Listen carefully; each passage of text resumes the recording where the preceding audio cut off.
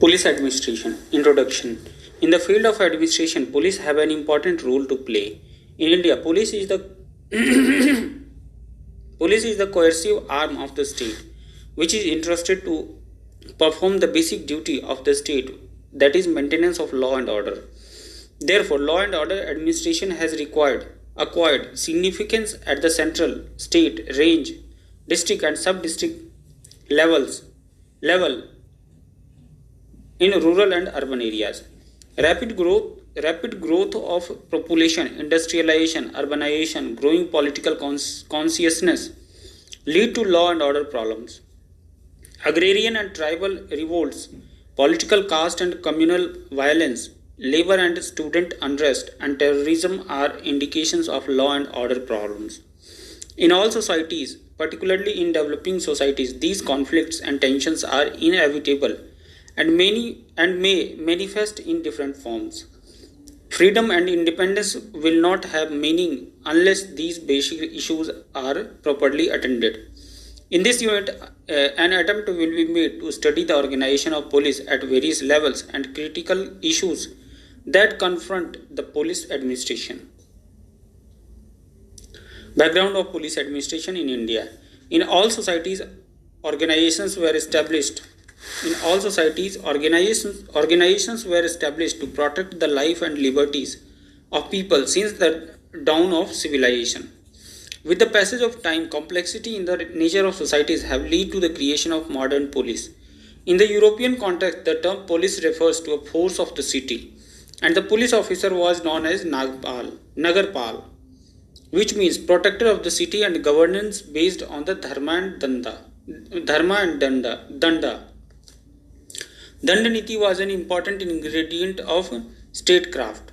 Manu talked about the prevention and detection of crime and also a system of collecting intelligence during the Vedic period. Vedas referred to different kinds of crime and punishments for the criminals. During the Mauryan and Gupta periods, policing was undertaken systematically. Kautilya's Arthashastra gives a vivid picture of the nature of police organization and their functions. During Mughal period, law and order administration was under the charge of Faujdars. They were assisted by Thanedars who were in charge of police stations. He was also responsible for revenue functions. The office of Kotwal was fairly important as he was the chief of the city police. His functions included patrolling the city at night, collection of intelligence, prevention of crime and social abuses, and regulation of jails. During the British period, the police system that existed under the Mughals was allowed to continue with certain reforms to meet the changing needs. The present Indian police system is based on the Police Act of 1861. Under this act, the police was made subordinate to the executive government. Later, several changes were brought about in the structure as well as functioning of the police system. But the basic structure and characteristics as enshrined in the Police Act of 1861 continue to dominate over the police system in the country. By the time India attained independence in 1947, the police administration had developed into one of the best systems. After independence, the government of India felt that the system was capable of facing new challenges and was also well developed to help the new government to maintain stability. Role and functions of the police. Prevention of crime and maintenance of public order are the major functions of the police. According to 1861 Act, police functions are to prevent commission of offences and public nuisances, bring offenders to justice, collect information affecting public peace, and keep order in all public places. Keeping in view the changing political and social scenario, UN Congress Prevention of Crime held in 1970 identified urbanization, industrialization, population growth, internal migration, social mobility, technological changes, etc. as the chemogenetic factors. Communal tension and other social tensions are also the cause of crime, due to which public orders get disturbed and violence breaks out. The main task of police is to enforce law and order, protect the citizens, and safeguard their property. The police have to play a positive role in the scheme of social defense. It can no longer take a restrictive view of their role. In a democratic society, the role of police is linked to social service. It is an important area where police has been assigned a positive role in relation of social legislation. These legislations touch upon the lives of the people at countless number of places. This provides various opportunities to serve the people and proves to be a challenge as well. In the changing political context, the police have to function as officers of law rather than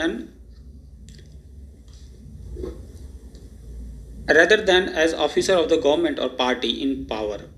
According to the National Police Commission set up by the Government of India in 1977, the duties and responsibilities of the police are to: number 1, promote and preserve public order; number 2, investigate crime; number 3, identify problems and situations that are likely to result in commission of crimes; fourth, reduce the opportunities to the commission of crimes through preventive patrol and other appropriate police measures; fifth, aid and cooperate with other relevant agencies in implementing appropriate measures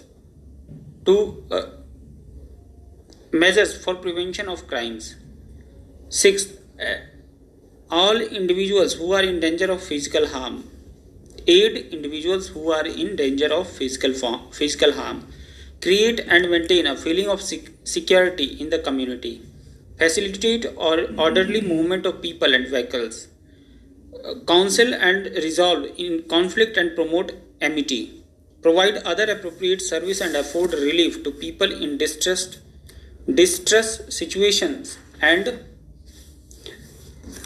collect intelligence relating to matters affecting public peace and crimes, including social and economic offences and national integrity and security. As civilization advances, the democracy takes roots. The laws of the land also changes. Instead of individual fancies, the people or their chosen representatives base lawmaking and on participation. Personalized laws are replaced by public laws. It is its interdependence with other wings of criminal justice system such as judiciary and prosecution, and its interface with various sections and groups in the society have far-reaching implication for its functionary.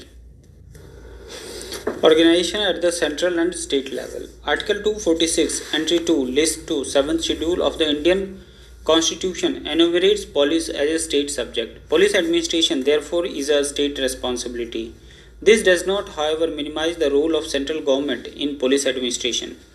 The Constitution itself enumerates a long list of subjects like all India services, preventive detention, arms, ammunition, passports, etc. in the union list. The central government's role in police administration is related to making laws on subjects included in union and concurrent lists and making amendments to the basic police laws like Indian Penal Code, the Code of Criminal Procedure, Evidence Act, etc.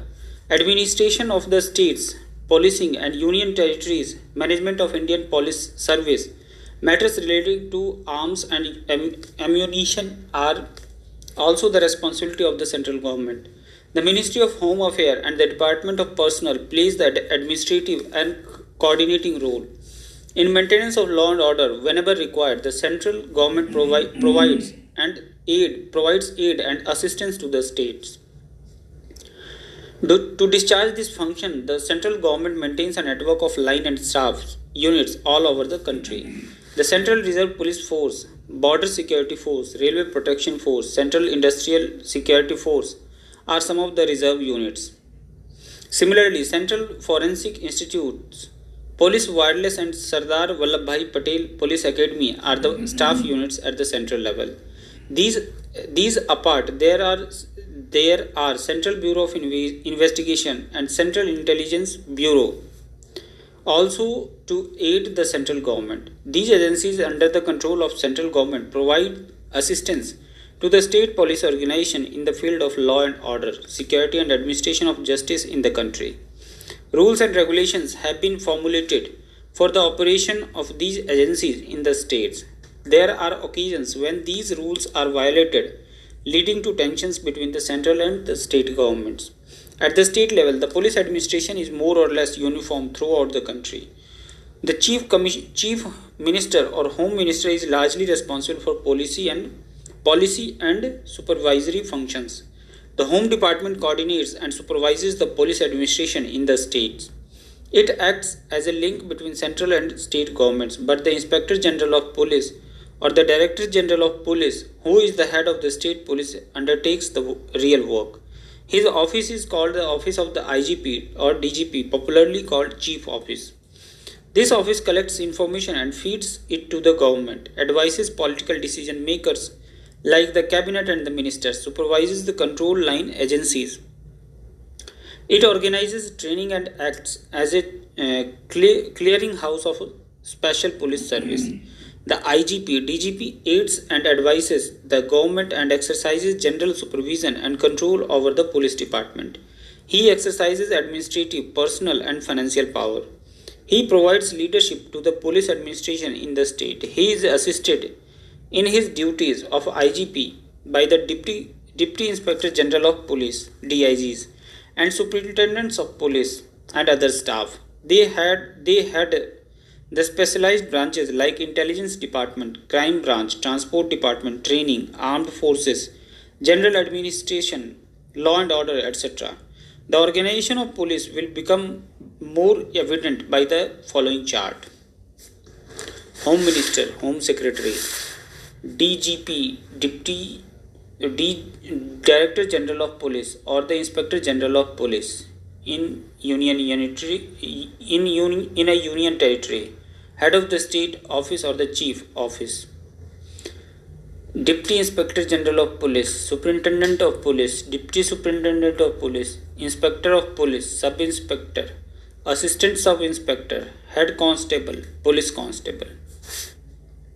The real police work takes place in the district and below. Before we discuss the field organization, let us have a cursory view of police organization at the range level into which the state police organization is divided.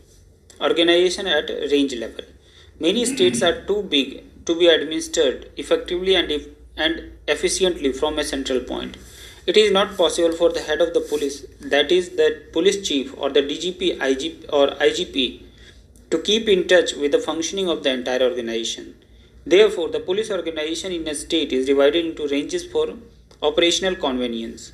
This is above the district and below the state level. This broadly corresponds to the divisional setup about which we have studied in Unit 17. Deputy Inspector General of Police heads each range.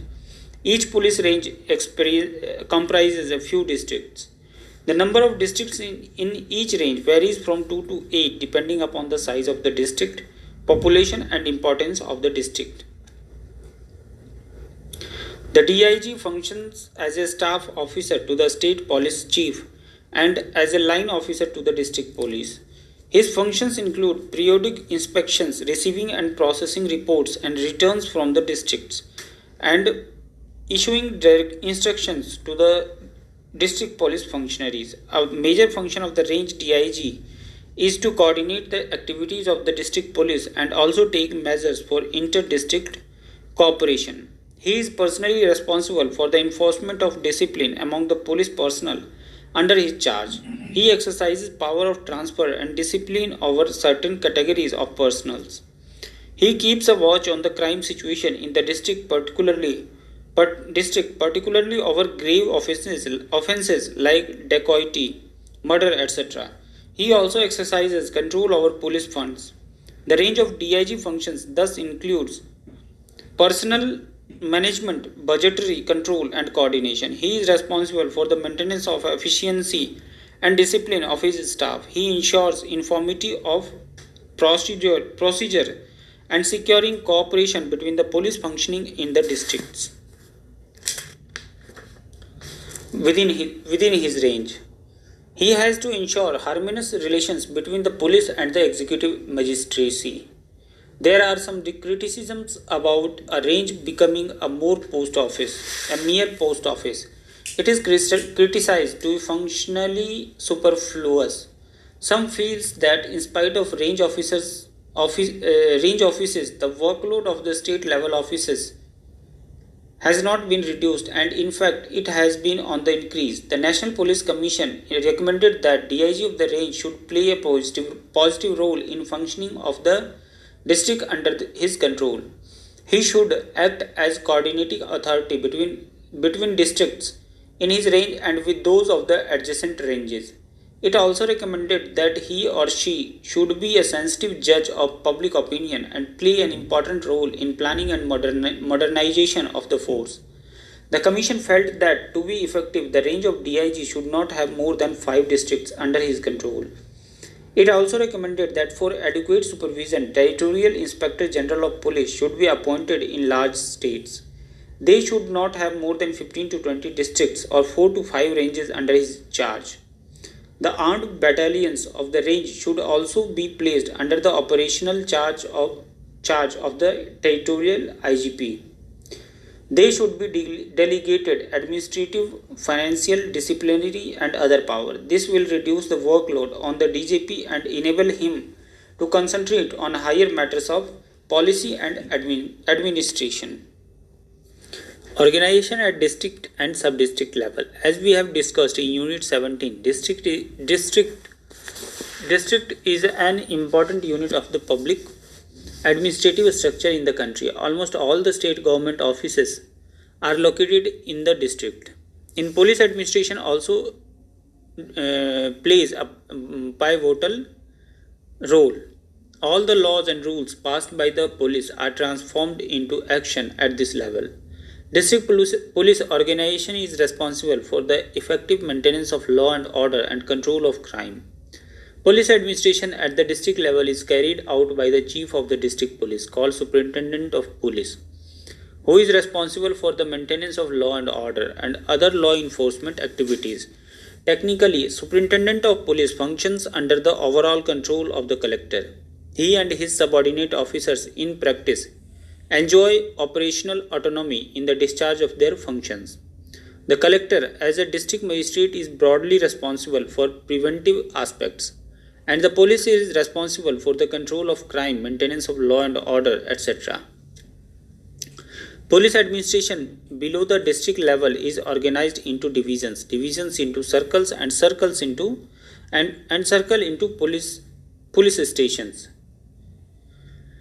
The organization and working of police stations marginally varies between urban and rural areas. District police work under the Superintendent of Police. He is always a member of the Indian Police Service and wields a great amount of power and prestige in the district.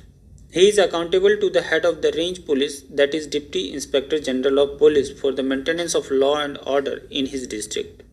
He is also responsible to the Director General of Police at the state headquarters. The Superintendent of Police is responsible for the efficiency, morale, and discipline of the police force in the district. He collects information about various aspects from the entire district and communicates the same to the state government along with his own assessment. The Superintendent of Police is primarily responsible for the maintenance of law and order and prevention of crime. He is empowered to take preventive measures to ensure peace in the district. He has to make adequate police arrangements during fairs and festivals as well as elections and agitations. If he approaches an untoward situation, he can advise the collector to promulgate prohibitory orders and even to clamp curfew. He controls crime by patrolling, investigating, and taking preventive measures. He also supervises the operations of crime and special branches working under him.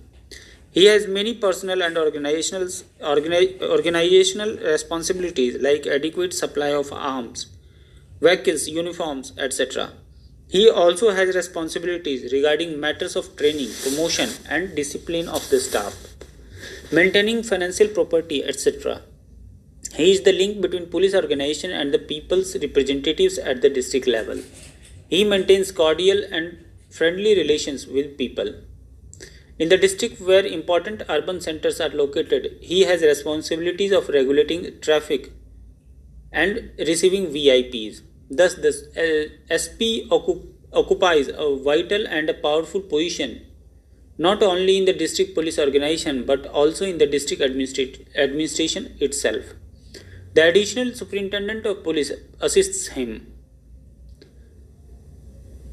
The latter helps him in his day-to-day general administration. Deputy superintendents of police, circle inspectors of police, sub-inspectors of police, head constables and police constables assist him in the enforcement of law and order at various levels. To assist him in undertaking his functions, professionals and technical units are also placed at his disposal. The organization at the district level broadly consists of two wings, namely the district police office and the field organization. General administration of the entire police in the district is carried by the DPO, district police office. It works under the SP or ASP, who is in charge of the office administration and also exercises general control and supervision. The office administration is carried out by several sections like crime and statistics, crime bureau, audit and accounts, equipment and stores, etc. The DPO can be considered as the secretariat of the police and nerve center of the police administration in the district. Generally, the accommodation and facilities at the DPO are not adequate. One finds ill-equipped and overstaffed office, insufficient accommodation and inadequate lighting and ventilation in these offices. To provide special assistance to the police, a number of field units function at the district level. The district armed reserve, the home guards and women police, crime bureaus, special branch fingerprint unit, dog squad, transport unit are some of the field unit supporting the district police administration subdivision. For operational convenience, the district police organization is divided into a number of subdivisions. Police subdivision is a unit where police work is coordinated and controlled. It is an intermediary link between police circles, police stations and the district police office. The police subdivision is under the charge of a deputy superintendent of police or additional superintendent of police. They are generally called subdivisional police officers. The main work of the subdivision is to look into law and order matters and discipline among the police force and other related matters at the subdivisional level. A number of reports and registers relating to crime, security, and other administrative aspects are maintained in the subdivisional office. The subdivisional office are responsible primarily for the maintenance of law and order and crime control, collection and communication of intelligence, submission of periodic report to the superintendent of police, inspection of police station and circle offices. They also have an important public relation role to perform. They act as a link between superintendent of police and sub-inspectors and inspectors. Circles. Subdivisions are further divided into police circles, which is a link between police stations and subdivision. This is the third tier in the district police organization. Sometimes the police circles are coterminous with taluka, sometimes with blocks, and sometimes they may not be in conformity with either of them, as there are no rules governing the formation of police circles. They vary in size from state to state and even in state from circle to circle. The number of police stations in each police circle is determined on the basis of crime, population, area, topography, etc. Each circle may have 3 to 10 police stations. The circle office facilitates smooth administration at the field level. Inspector of police is the head of the police circle. He is responsible for the maintenance of law and order and control of crime. He has to provide discipline among the policemen. He guides, advises and supervises the work of police stations and men working there. He also investigates grave crimes with the assistance of supporting staff. As is the case with the divisional office, several registers and records are maintained at the circle level. They include communication register, case diary, circle information book, annual review of crime charts, criminal intelligence file, etc. The police station is the lowest tier in the police organization. It is here that the actual work of the police is undertaken. It is the basic and primary unit which is responsible for the maintenance of law and order, prevention and control of crime, and protection of life and property of the community. Rural police. It is necessary to discuss organization of rural police stations as well as the system of policing in the villages, because major portion of India's population lives in rural areas. Rural police stations. Police stations are established for a group of villages. There are wide variations from state to state and station to station within the state regarding area and population required to set up a police station. A police station, to be more effective, should be a compact unit. The area should not be too large, as it would defeat the very purpose of policing. It should not too small also, as it would cause heavy expenditure. The Second Indian Police Commission 1902-03 recommended that the police station must be established by every 150 square kilometer area. This was endorsed by the National Police Commission also. It also recommended that once in every years a review of the area and jurisdiction of the police station must be undertaken. This would enable proper deployment of police personnel.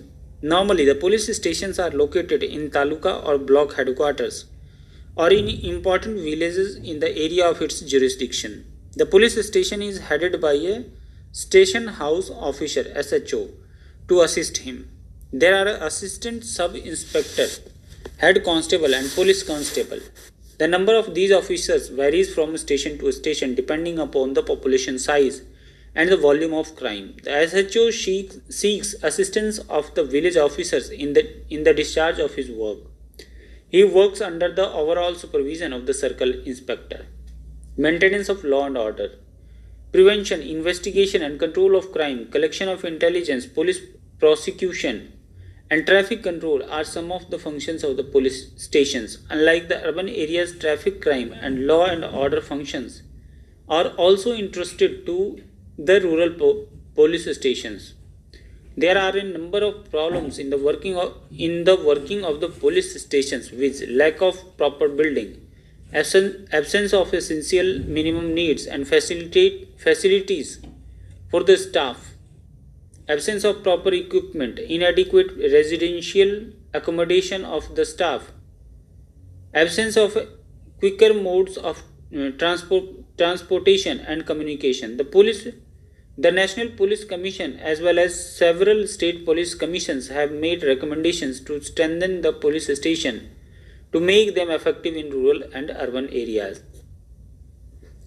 Village policing. Maintenance of peace and tranquility is essential not only for the development of villages but also for national development. Village policing has been in existence for over centuries. In some form or other, it consisted of village patel, village headman and village chowkidar. In most of the states, they are hereditary functionaries. The responsibility for drawing the attention of police to any matter of importance in the villages vests in these functionaries. They are also responsible for preventing crime in the village. The 1902 Police Commission emphasized that they should function as servants of the village community rather than as subordinates to the regular police. The British government recognized the need and importance of these hereditary village police officials. The same system therefore was allowed to continue. The same system continued even in independent India because of its historical roots. Acceptability of the system to the community and its role in policing the village. Thus, the system of village headmen and watchmen prevailed in India before, during, and after the British rule. These hereditary functionaries were given land as remuneration. They were also given some portion of land revenue collected at the village level. The village headman was responsible to keep a watch on crime and criminals and report to the police stations regularly. After independence, due to the emergence of democratic institutions at the grassroots level, the village functionaries moved increasingly towards development work. In some of the states, they are either wholly or partially brought under the panchayats, but the system in actual working was found to be deficient in several respects. The National Police Commission identified some of these deficiencies as lack of attention, absence of perception of their responsibilities for collecting information or for reporting, low pay, and excessive control of police. To overcome some of these problems and deficiencies, alternatives to the hereditary system were introduced in some states. In Orissa, for example, the hereditary offices were abolished in 1963 to 64. They were replaced by a system of beat constable who had to frequently visit the village and maintain a regular liaison. As this system failed, it was abolished soon after the Gram Rakhi system was introduced. They discharge more or less similar functions as that of a traditional village chowkidar. In Karnataka, under the Karnataka Village Defence Parties Act of 1964, a system of village dalpathis and village defence parties was introduced. Dalpathi, who heads the village defence party, is expected to be in regular touch with the nearest magistrate or police station. But the performance of the system does not seem to be to the desirable level in all the villages. In some districts, they are very active, and in others, they do not seem to have a proper perception of the scheme. The National Police Commission recommended that existing chowkidari system in the country should be retained with some changes to make it more effective. The suggested reforms include prescription of age limits and educational qualifications, proper pay, etc. The Commission also recommended constitution of village defence parties with one of the members being designated as Dalapathi. Thus, the National Police Commission envisaged that the Dalapathi, Village Defence Party, and the former Chowkidar should constitute. The Commission also suggested that there was a need for provision of a telephone and a cycle to enable them to have regular contact with the police. Urban police. In recent years, India's urban population is on the increase, and also the number of towns. It creates numerous and complicated problems to the police administration. Heterogeneous population, sensitive public slums, frequent breakdown of law and order, high incidence of crime, etc. compound the problems of police in these cities and towns. Linguistic groups, labor population, student community, etc. also add up to the complicated urban situation. Therefore, the urban areas need a different type of policing than the rural areas. In India, two different patterns of urban policing have emerged over the years. Firstly, all metropolitan towns with more than a million population have commissionerate system. In this system, the responsibility and accountability for performance for all aspects of policing vests with the commissioner. He is vested with power of regulation, control, licensing, etc. in addition to usual police power. The system is commenced by all as it leads to a prompt and coordinated police action in dealing with matters of crime and disorders. The National Police Commission therefore recommended the introduction of this system in all cities within 5 lakh population or in places which are experiencing urbanization, industrialization, etc. A major question that is often raised is, should the Commissioner of Police be under the State Police Chief or directly accountable to the state government? In Kolkata, the Commissioner of Police is independent of the State Police, while in other cities like Mumbai and Chennai, they are under the State Chief. Several commissions and committees, including the National Police Commission, suggested that the Commissioner of Police must be brought under the Chief of State Police with operational autonomy and independence. Secondly, major urban centers work under the Superintendent of Police. However, in some states like Andhra Pradesh, major urban centers which do not merit commissionerate system are carved as urban districts for purposes of policing, and superintendents of police are appointed exclusively for the urban police districts. In the latter, in the latter case, they enjoy more power in comparison to the superintendent of police of district. Several police commissions at the state level which examined this problem recommended commissionerate system for all major cities and towns, conferring executive magisterial power on the head of police of such towns and cities. The National Police Commission and the Andhra Pradesh Police Commission suggested a separate city police organization with senior police officers heading the city to deal with multifarious and difficult problems. The urban police require control rooms, staff for investigation to deal with difficulties. In fact, they should be provided with more facilities to deal with different urban problems. In urban areas, the police station is also the primary unit of police work. There are variations from state to state about the area and population of urban police stations. Thus, the average area of police stations in urban area in Assam is 7.9 square kilometer, in Gujarat 38.1 square kilometer, and in Tamil Nadu 22.2 square kilometer. The police stations in the rural and urban areas have different organizational structure as the volume and character of the work are different. In important urban like headquarters of the district, town is divided into number of police stations like law and order police stations, traffic police stations, central crime stations, and police control room. The police station is responsible for the maintenance of peace and protection to life and property in the town. They investigate all cases relating to property offences, riot, functions, faction rights, etc.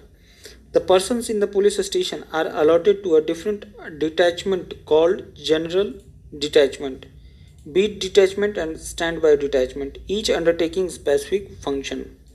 The traffic police station is responsible for the regulation of the traffic in the town. Central crime stations are established in big urban areas to review the law and order position. They are responsible for effective control of crime. They investigate property offences like robbery, thefts, house breaking, etc. They keep a constant check over criminals and bad characters. Police control rooms have been established to assist the police station. They are equipped with high frequency wireless sets. Their function is to dispatch striking forces to place where there is trouble as a primary measure. As soon as they receive messages, later they pass on the information to police stations for further actions. Issues confronting police administration. The police administration in its present form was established long back.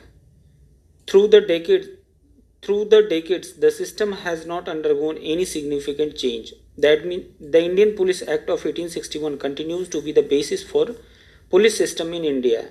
There are several suggestions for its replacement by new legislation, but they have remained only suggestions. There are several issues which affect the organization and working of the police in the country. In recent years, one finds a proliferation of the posts of Inspector General of Police and Deputy Inspector General of Police (DIG). Though expansion of any organization, including police, is inevitable, critics argue that the expansion cannot be the extent as it has taken to. The police administration is accused of being top-heavy administration.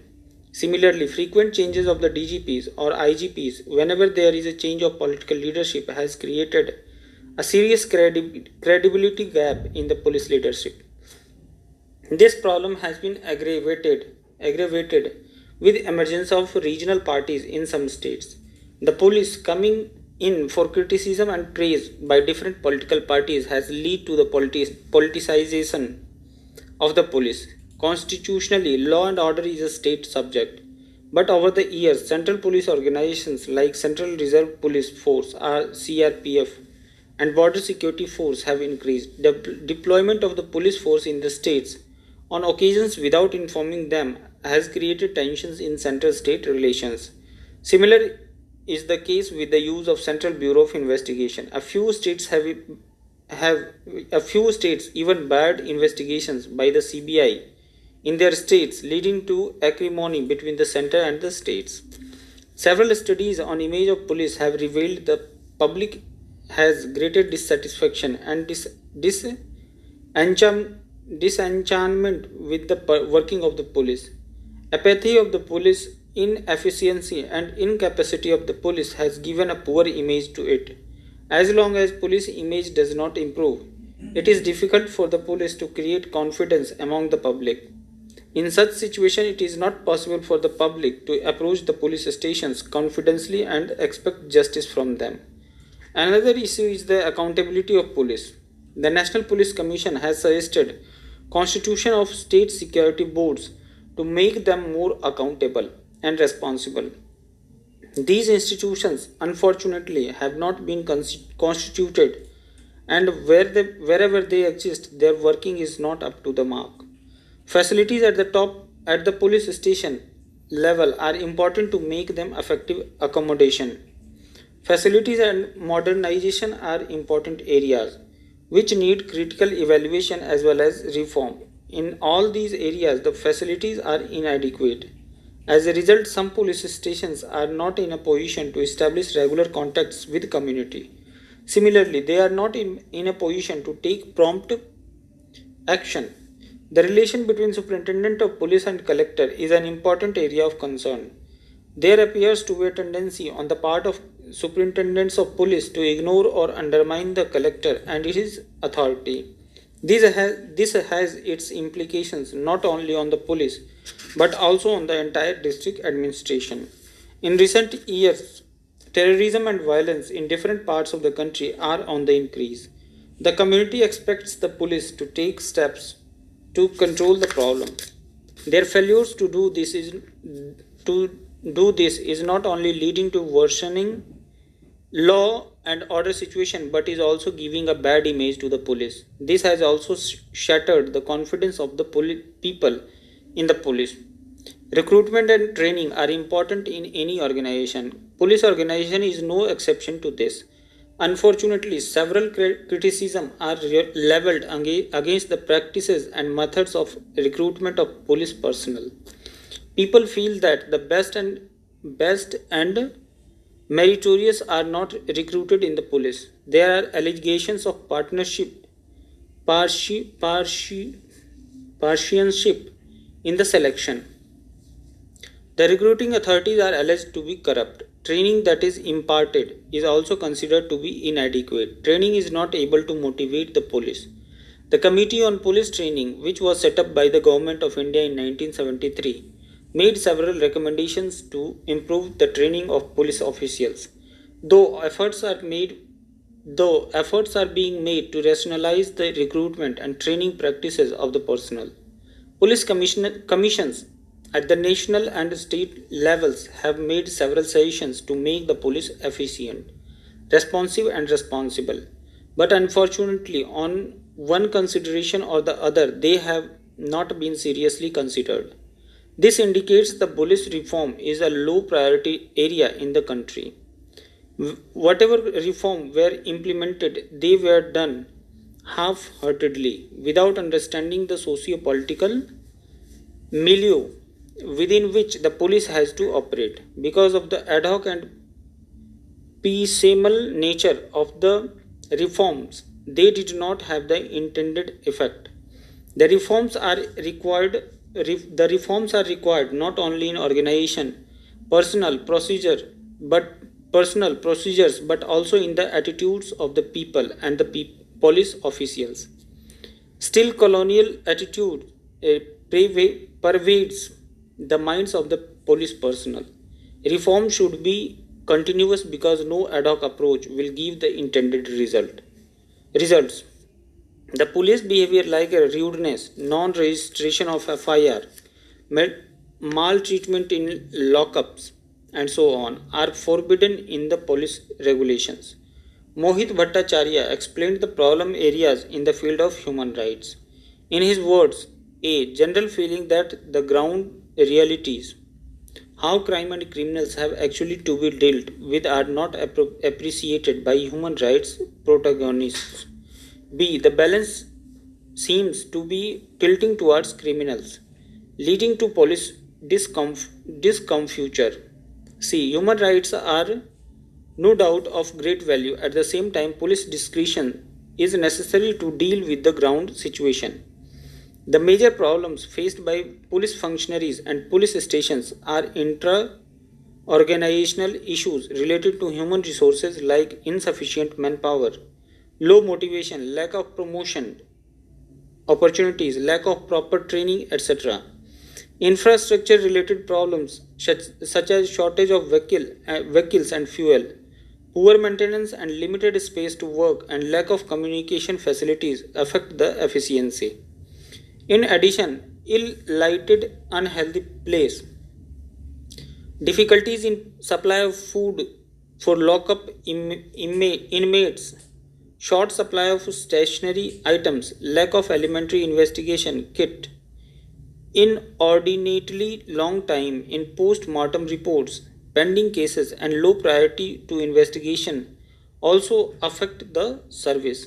In the context of finance, police station has no system of keeping fund. Traveling allowance bills are hard to get and remain pending for months. Strict discipline becomes an artificial barrier to genuine interpersonal understanding of work, which affect interpersonal relations as well as dealing with public. In certain cases, police extorts money. Nothing moves without greasing palms. In rural areas, payments are generally made in kind. Human rights are promised on two important aspects, that is, dignity and equality for a human being. The incorporation of the rights on the paper or in the constitution does not ensure their fulfillment. Constitutional guarantees and legal stipulations are of no use unless these are put into practice by enforcement agencies. Since police is the first step on the ladder of the criminal justice system as an agency that investigates and detects crime, human rights can be imperative and effective if the functional level is fair, just and reasonable in its dealings with suspects and others. It largely depends upon the law enforcement officers. Hence, the contribution of police is crucial for the successful implementation of law and order and in building up of an institution of justice. For this, senior leader must internalize the concept of human rights. He has to undergo a change in his style of thinking and functioning with the conviction that human rights are inevitable and a technique for better governance. The above mentioned issues need to be examined critically. There is no dearth of solutions, but what is important is the political will. One has to examine the police reforms in the total context of social change and political dynamics. Reform in the police cannot be viewed in isolation. Structural and institutional changes can only bring marginal improvements in the working of the police system. What is important is attitudinal change, both on the part of police personnel and also the community. Neither police can law into its hand and curtail the liberties of the people, nor people can expect peace and order unless they themselves cooperate with the police in discharge of its functions. Summary. In India, police system has a long history, though it is present form it came into existence during the British rule. In a developing society, police has an important and positive role. Its functions are many and varied, ranging from maintenance of law and order to social defense. It is considered as an instrument of change in modern society. Policing in India is a state subject. However, the central government has some role to play in the areas of legislation and also in the provision of police force in the states. In this unit, we have discussed the background and structure of police administration at the central, state, range, district, and sub-district level. The discussion was followed by an analysis of the role of police and conditions of police stations in rural and urban areas. Finally, we have discussed a few important and critical issues confronting the police administration. This organization has been highly centralized one, and it has not been able to imbibe the spirit of democracy as a way of institutional life. The organizational accountability via higher level supervision is no substitute for public accountability. There is a need to reorganize the police organization. In the next unit, we will concentrate on the municipal administration in India.